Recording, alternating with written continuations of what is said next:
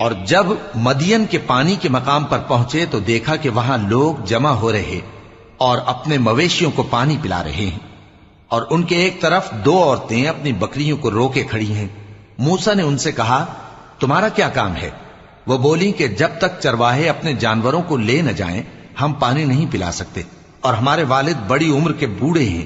تو موسیٰ نے ان کے لیے بکریوں کو پانی پلا دیا، پھر سائے کی طرف چلے گئے اور کہنے لگے کہ پروردگار میں اس کا محتاج ہوں کہ تو مجھ پر اپنی نعمت نازل فرمائے۔